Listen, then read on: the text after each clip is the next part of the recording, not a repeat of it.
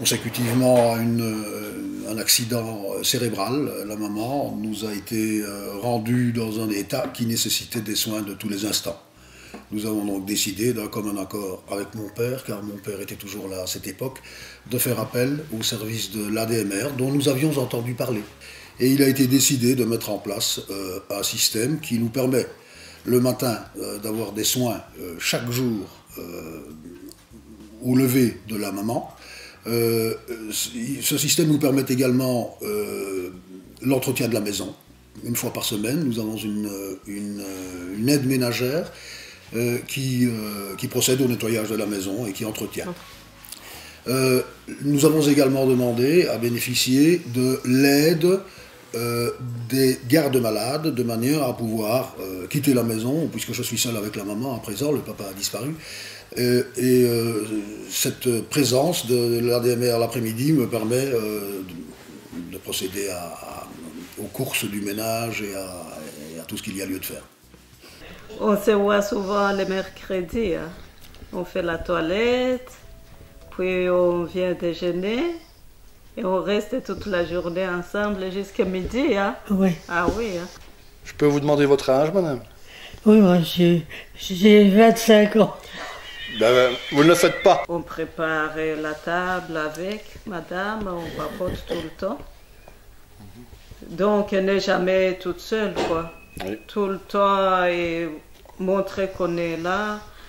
Sans cette présence de l'ADMR, je vois mal comment, nous habitons la campagne, nous sommes loin de tout, il est impératif de disposer d'une voiture pour faire les courses, et bon, cette présence de l'ADMR m'est absolument nécessaire. Moi je vois mal comment je pourrais gérer le ménage ici autrement que de cette manière-là. C'est une présence journalière sur laquelle on peut compter, ces gens-là sont toujours à l'heure. Ça fonctionne parfaitement bien.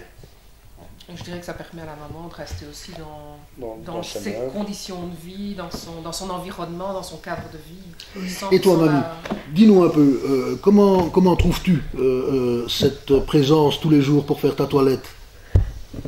Ça va bien. Mais oui, hein, que ça va, hein? Ça va. Ben, donc, je suis garde-malade. Nous autres, on vient près de madame pour assurer une présence. Donc, nous autres, on s'occupe de ses repas. Vous faites les repas? En général, on fait les repas. Et puis, alors, ben, bien souvent, après, ben, c'est la sieste. Après le repas. Après le repas.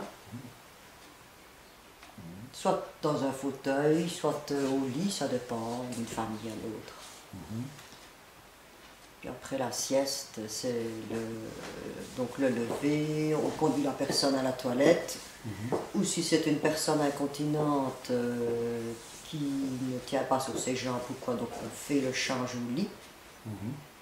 Sans cette présence d'aide familiale, de garde malade, de service conjoint, est-ce que ce serait possible d'avoir un maintien à domicile? C'est ça un peu que je voulais... Ici en tout cas, ça peut être possible si nous habitions ailleurs, avec des voisins peut-être. Donc elle n'est jamais toute seule, quoi. Entre-temps, on fait du nettoyage. Oui, on essaie que ça soit propre avant que la garde malade n'arrive. Qu'on ait tout rangé avant, puisqu'elle est là autre chose à faire que... Nous, on a notre rôle et la garde malade vient faire son rôle, quoi. Du CHU à Frédure. Et je suis rentrée en décembre et là, l'assistante sociale donc, avait tout arrangé pour que j'ai une aide à la maison. Une aide familiale. Vous avez eu des aides familiales ici? Et j'ai des aides familiales chaque semaine. Ah oui. Pour le nettoyage, parce que moi je cuisine, je lessive, je repasse, je fais... vous savez, tout ça, je sais le faire moi-même. Oui. Vous saviez qu'il existait des ouvriers polyvalents à la DMR? Ben oui, j'ai appris alors qu'il y avait des ouvriers parce que j'avais demandé à la commune et j'ai encore redemandé parce que c'était difficile d'en avoir. Pour résumer, on va faire simple. C'est beaucoup de jardinage en été. Printemps-été, beaucoup de jardinage. Je dirais même 100%, ça va être ça. Et sur les mois d'hiver, c'est beaucoup de... On va retapisser, repeindre, Des travaux d'intérieur. Voilà, nettoyer un grenier, nettoyer une cave. Après, c'est surtout des questions d'ampleur du travail. On ne peut pas rester 2 semaines chez un client, par exemple. Ça va être des choses ponctuelles, quoi, de toute façon. Ce qui est bien parce que ça nous permet de changer tous les jours de travail. Oui, de voir d'autres gens, Oui, aussi. d'autres endroits. On peut faire vraiment tout. Je suis même déjà chez une cliente fabriquer des petits parterres surélevés, par exemple, avec des palettes. Allô? Oui? Isabelle, c'est moi ici, Francine. Bonjour, je sors de chez monsieur et je suis très inquiète parce que je l'ai trouvé très changé par rapport à la fois passée que je suis allée. Concrètement, qu'est-ce qui te fait dire qu'il est perturbé? Qu'est-ce qui, selon toi, a changé depuis la dernière fois?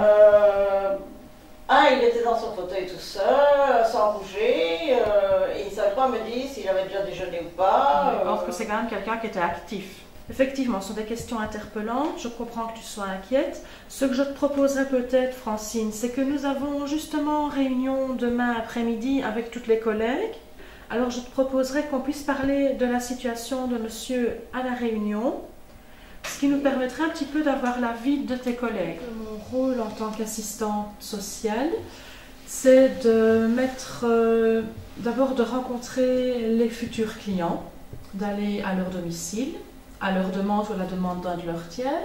Donc je vais à leur domicile, je vois avec eux par rapport à leur situation, par rapport à leurs besoins, si les services plutôt que nous pouvons proposer pourraient leur correspondre. Si les services que nous proposons peuvent leur correspondre, alors je conviens avec le client d'un projet, ce qu'on appelle un projet d'aide. Nous sommes là pour le soin, l'hygiène et le confort des gens. Ah oui, moi j'aime bien, c'était mon but, c'était d'aider les personnes de toute façon, de soigner les personnes et d'aider les personnes. Voilà, chez les anciens, il y a forcément des habitudes qui s'installent, et chez les nouveaux, on a toujours ce petit coup de... On ne peut pas dire qu'on fait tout le temps la même chose partout, tous les jours, quoi, ce n'est pas vrai. Nous, on couvre le Brabant Wallon Est et on couvre l'arrondissement de Wiwarem de la province de Liège. On va travailler avec des humains, il faut que l'aide familiale puisse aller à la rencontre du client, puisse parler avec lui, créer une relation.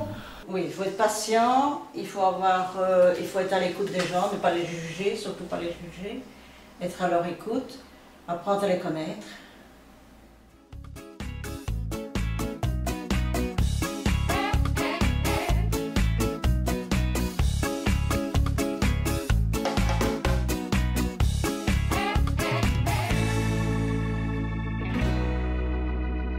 Won't you have the same